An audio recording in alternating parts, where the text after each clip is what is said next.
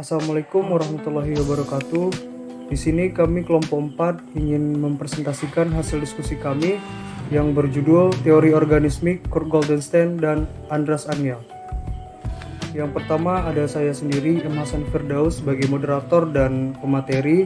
Yang kedua ada Safna Anastasia sebagai pemateri kedua. Yang ketiga ada Nur Habibah dan yang keempat ada Syafira Sandrina. Biografi Kurt Goldenstein. Kurt Goldenstein lahir pada 6 November tahun 1878 dan meninggal pada 19 September 1965. Ia adalah seorang ahli saraf dan psikiater Jerman yang menciptakan teori holistik tentang organisme. Karya klinisnya membantu mengilhami pendirian The Institute for Research into the Consequences of Brain Injuries. Goldenstein terpaksa meninggalkan Jerman ketika Hitler berkuasa karena warisan Yahudinya. Setelah dipindahkan, Goldenstein menulis The Organism pada tahun 1934. Struktur organisme menurut Kurt Goldenstein. Ada figur dan latar belakang. Goldenstein mengajukan teori kepribadian organismik dengan titik tolak manusia sebagai organisme dan tingkah lakunya yang disebut figur. Suatu figur adalah setiap proses yang muncul dan menonjol dari suatu latar belakang. Yang dapat menjadi figur tidak hanya benda-benda real saja, tapi figur dapat juga berupa tindakan atau aktivitas-aktivitas organisme. Perbedaan figur dan latar belakang.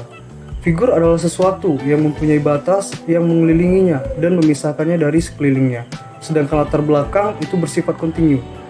Ia mengelilingi figur dan terus membentang di belakangnya. Latar belakang tampak seperti langit ketika kita melihat pesawat terbang mengangkasa. Nah, konsep figur dari Goldenstein maknanya adalah tingkah laku atau perbuatan organisme yang sedang berlangsung dan tugas adalah alasan atau predisposisi perbuatan tadi.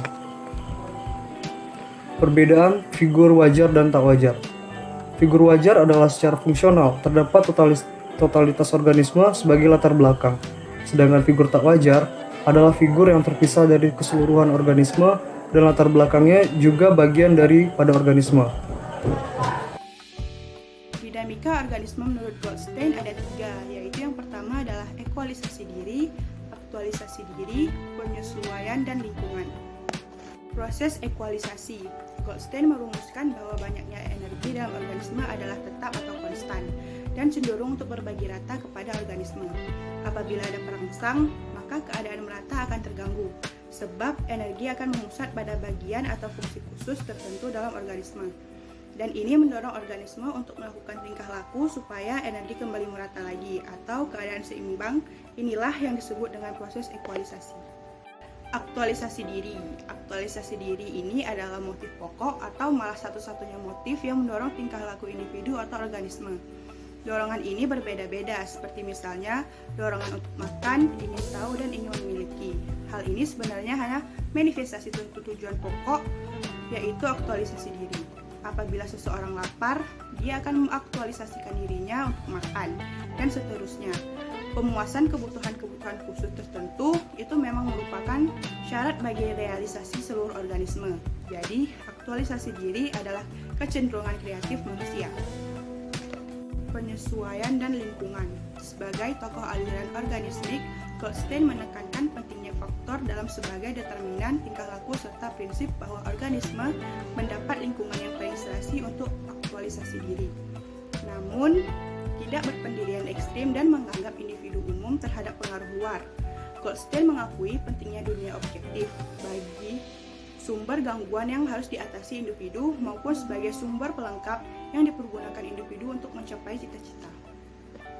Perkembangan organisme Goldstein. Perkembangan menurut Goldstein adalah terbentuknya pola-pola tingkah laku baru atau percakapan-percakapan baru yang dapat dipergunakan oleh individu untuk memenuhi kebutuhannya yang timbul karena lingkungan tertentu dan dipenuhi oleh lingkungan tertentu.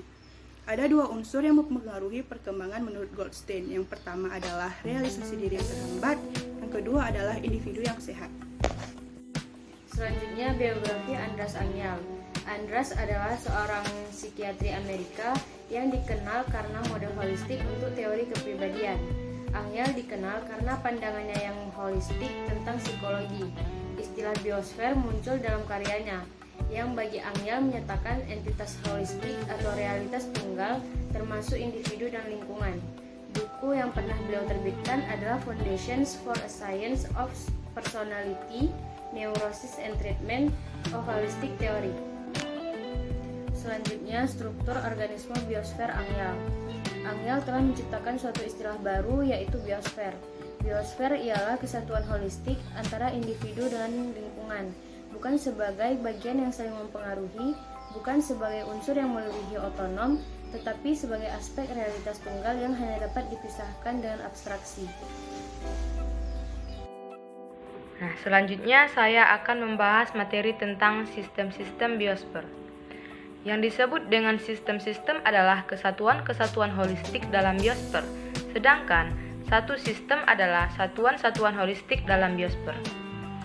Angel sendiri lebih senang menganalisis sistem daripada harus menganalisis hubungan yang lebih dipakai dalam psikologi. Nah, alasannya itu ada beberapa hal, yaitu satu, suatu sistem dapat mencangkup anggota sebanyak yang dibutuhkan untuk menerangkan suatu gejala. Yang kedua, suatu sistem mempunyai komponen-komponen yang terkait satu sama lain. Dan yang ketiga, dari suatu sistem, anggota-anggotanya tidak perlu memiliki hubungan langsung satu sama lain. Angel juga berpendapat bahwa analisis sistem mempunyai dua langkah, yaitu menetapkan konteks tempat gejala tertentu berada dan menentukan posisi gejala tersebut dalam konteks. Salah satu sifat penting dari suatu sistem adalah rigiditas atau kaku, yang kedua adalah plastisitas. Sistem rigid yaitu sifatnya kaku. Bagian-bagiannya mempunyai posisi pasti, relatif, dan tidak digeser. Sistem rigid sendiri cenderung berhubungan dengan lingkungan yang stabil. Yang kedua, sistem plastis. Sistem plastis sendiri bersifat plastis, posisi bagian-bagian yang lentur, fleksibel, berpindah-pindah, serta hubungan dengan lingkungan yang kurang stabil. Nah, perkembangan kepribadian Angel, kepribadian adalah proses terorganisasi yang meluas dalam waktu. Masa lampau bukanlah sesuatu yang perlu ditakutkan, atau masa lampau bukanlah sesuatu yang tidak berubah. Masa lampau itu sendiri berubah apabila peristiwa pada masa lampau itu memperoleh nilai posisi baru dalam biosfer. Suatu pengalaman yang mengerikan bila terjadi dalam masa kanak-kanak mungkin diingat hanya sebagai peristiwa yang lucu.